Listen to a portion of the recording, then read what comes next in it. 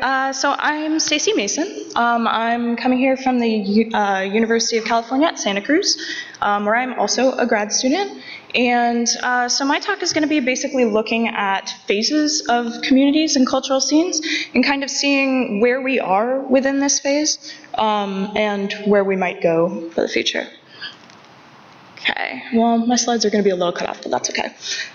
So as with several of the other people here, I'm sort of straddling the worlds between academia and criticism.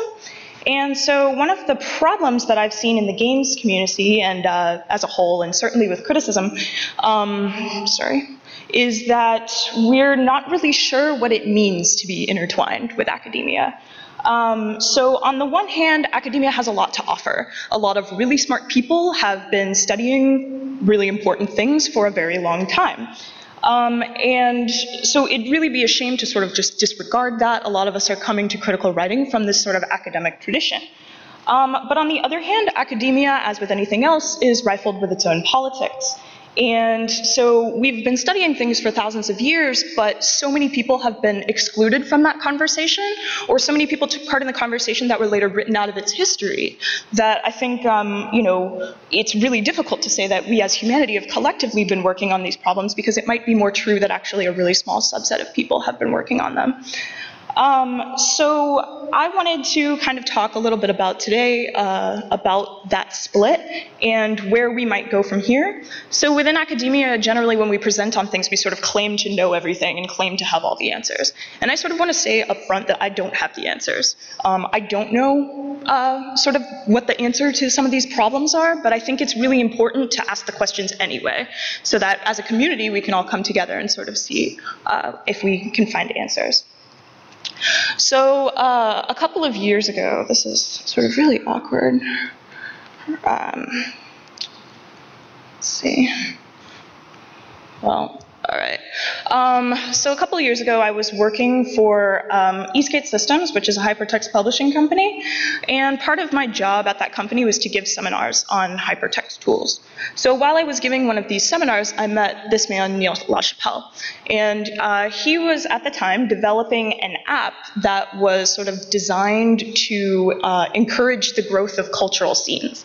So he had done a lot of research on cultural scenes, and we had this really fascinating conversation in which he told me all about the life cycles of a scene. And so what was really interesting to me was that he believed very deeply in this thing that he called scenius, which was a term that was coined by Brian Eno. And this is the idea that huge cultural shifts happen in groups. They don't happen sort of, in solitarity. So I thought that this was really interesting, and especially as a counter to the sort of genius myth that we're sort of all fed from a very young age, that a genius kind of works alone and goes into a room and thinks really hard by themselves.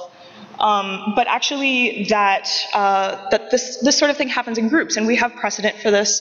Of course, the Bloomsbury group is a really famous example of this from sort of the early 20th century, but that it's happening more than that. It's happening all the time. And so what was interesting to me was that there were really similar life cycles across all kinds of cultural scenes. So like, for example, the punk rock movement, various sports fandoms, various cultural fandoms, as far as like pop culture Harry Potter fandoms, and also these sort of high art, literary, and artistic movements.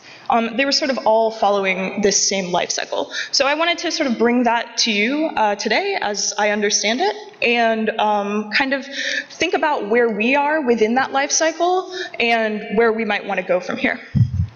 So in the beginning of this life cycle, there's sort of this like nebulous cohesion. So what this entails is usually not a whole lot. People sort of come to this initial bonding over shared value or idea, but a lot of times this is really nothing more than a shared problem. People haven't really sort of come together yet. But then as the scene progresses, the goals start to kind of coalesce and come together, and a few more people start joining the cause now. So the group starts to recognize common traits or interests, and these traits and interests become sort of points of shared identity. So a nascent group might form over, say, a love of a new musical sound, but not yet certain bands that pertain to that, or similar political views, but not yet sort of movements within those views, and so on. So eventually the scene sort of comes together around a central figure, place, or event, and these common interests now serve as the focus of cred to show that one belongs to a scene. So many people begin to use cred as a validation of an identity that is deeply intertwined with the scene's goals.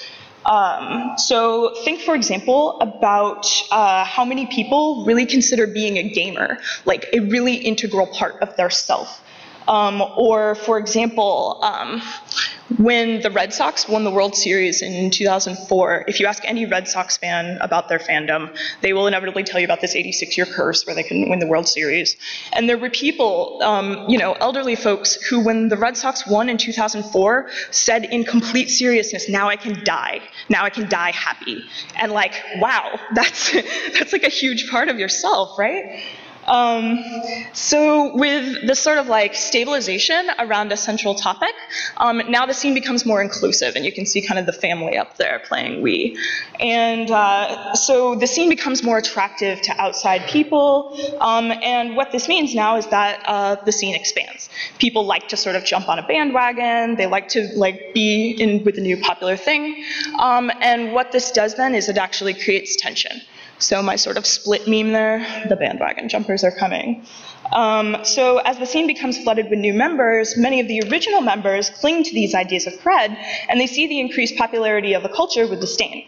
So think about, for example, like when you call somebody a poser or a bandwagon jumper, a fair weather fan. Like these have really negative connotations because they're sort of in opposition to this idea of cred.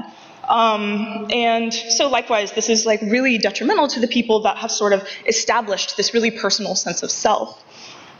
So with the culture becoming increasingly mainstream, it's generally a source of contention between the members. And this kind of goes on to the next point. So it becomes a source of tension. So you have one camp that believes that new voices and new players and new actors within a scene is a great thing because the community is expanding, and this is seen as a generally positive thing. But then you also have sort of the hardcore people that think that this is a threat to that sense of identity that they've developed based upon that cred. So according to LaChapelle, this is where cultural scenes tend to dissipate. And this can happen in a few ways. You might have a section that breaks off and establishes a counterculture. You might have kind of just a general disbursement and disintegration, like what some would argue happened with Occupy.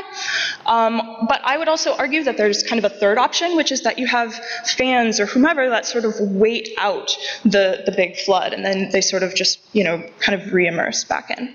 So I want to leave you with this idea and think about what our alternate endings might be. So I can see one alternate ending where things become super, super specialized as they kind of have in academia, and we end up with these really different conversations that are not really in line with each other. But I think that there's a different ending where these conversations can be happening, in our small groups and in our small communities, but also integrated within one another. So, thank you.